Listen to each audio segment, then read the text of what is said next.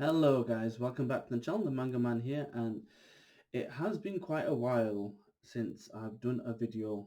The last chapter review I did was 1088. This is 4 chapters on, plus all the breaks that have happened in between. Um, it's just been a while since I've done a video, and I figured with 1093 around the corner, I'm recording this Monday late midnight. I figured I'd rather do it now than have to do then on top of a 1093 review. So we'll do a little bit of a recap, and this will be a shortened video because I'm sure everyone's read the review and we don't want to do a recap of everything that happens, but just a few finer points. So without further ado, let's get into this review. So to recap, firstly, what happened since the last time I reviewed this video, we kind of ended off with Garp being down, not out, not confirmed dead, just that he's down, which will probably play nicely into Blackbeard's plans. It also reaffirms Kuzan as being loyal to him for whatever goals he has. But that's where we saw that last piece on 1088, the last panel.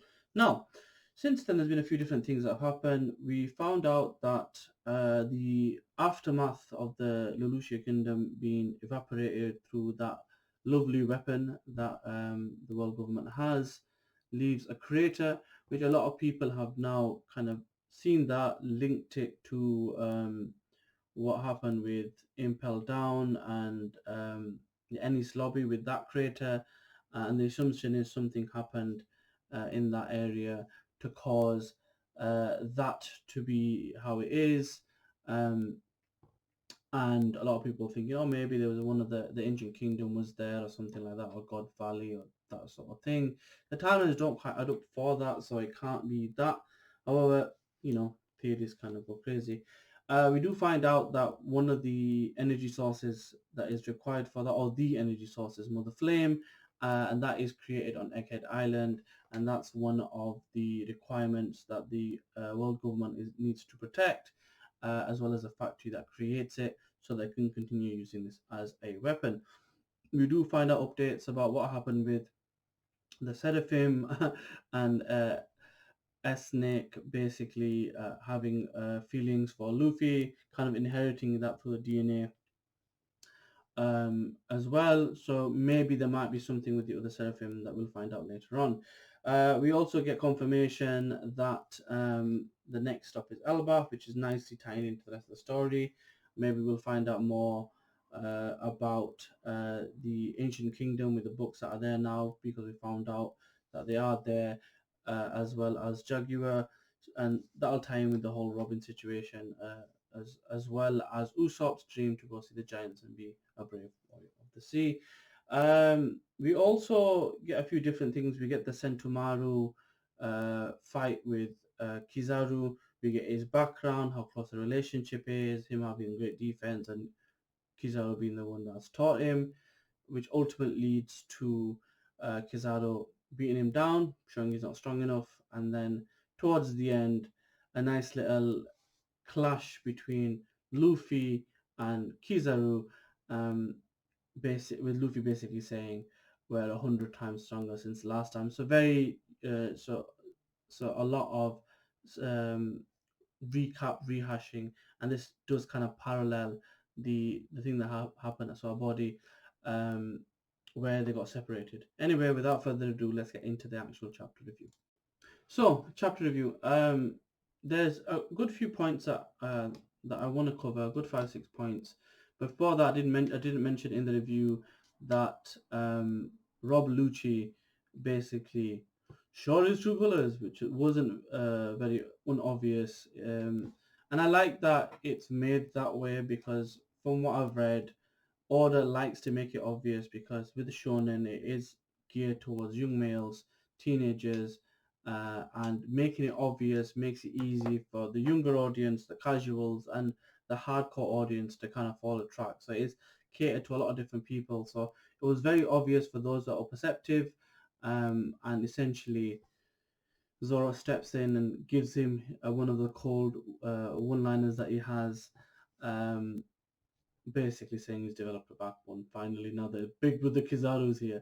I like that. We don't see anything in that of this chapter, so I'm assuming maybe one chapter 1093, maybe one of the chapters down the line we'll see what happens with that. It's a good little test for him for it to be an awakened zone, albeit a lesser capacity, being that it's Rob Lucci, but it kind of shows that that's the level of people they're gonna have to at least fight.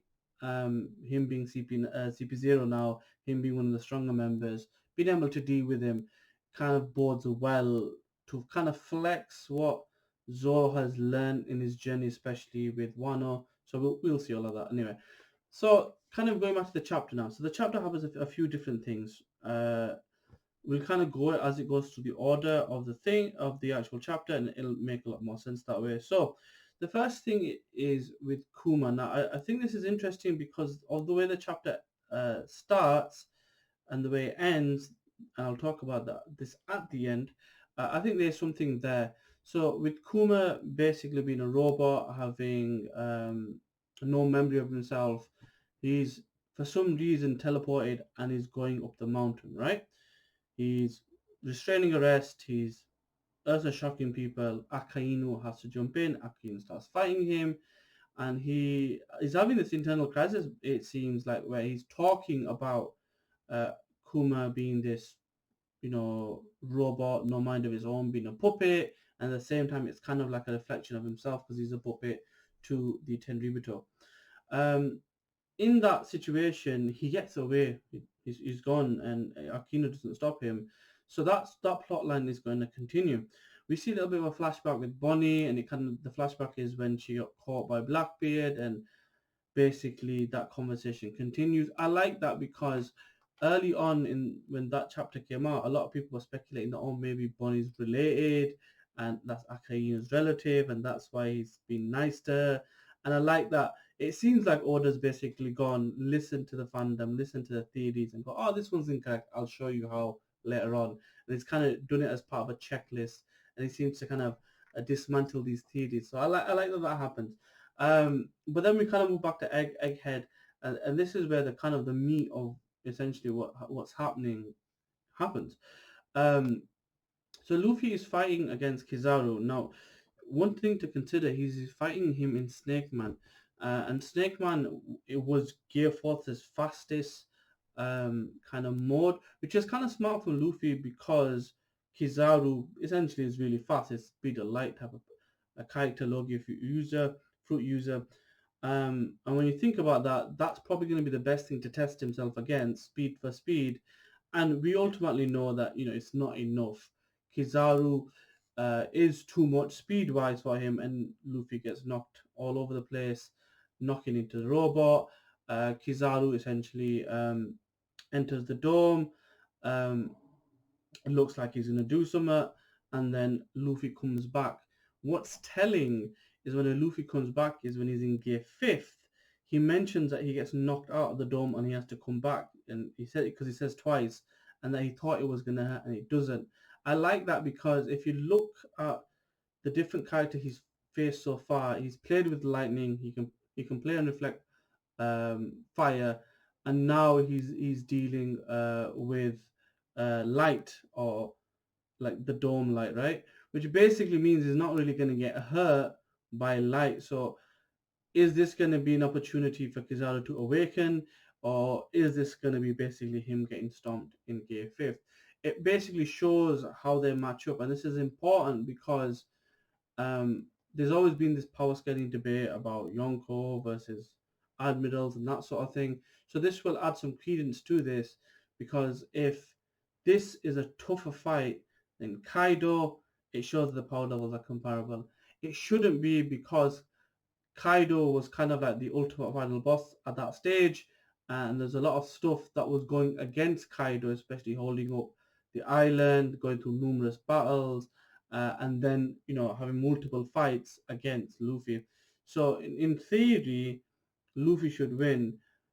It should be tough because admirals are the powerhouse of the Marines, but it should be less tough than dealing with Kaido in theory. What happens, we'll wait and see.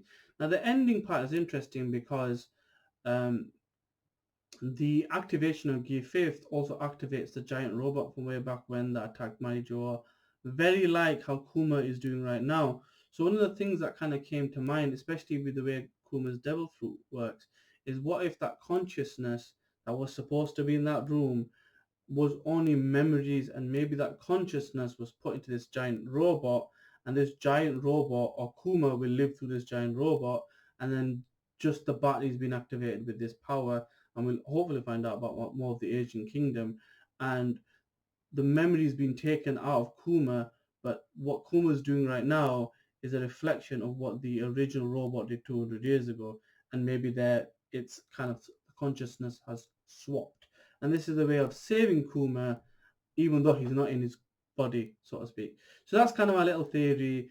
It should be an interesting fight between Kizaru and Luffy. We're probably going to find out more about that this upcoming chapter because it's not a break. And hopefully we find out more about Zoro versus Lucci. I'm hoping Zoro wins, but I'm hoping it's a respectable fight where we get to see Zoro flex. That being said, that's all me for my review. I'll see you next time. Must bid you adieu. Peace.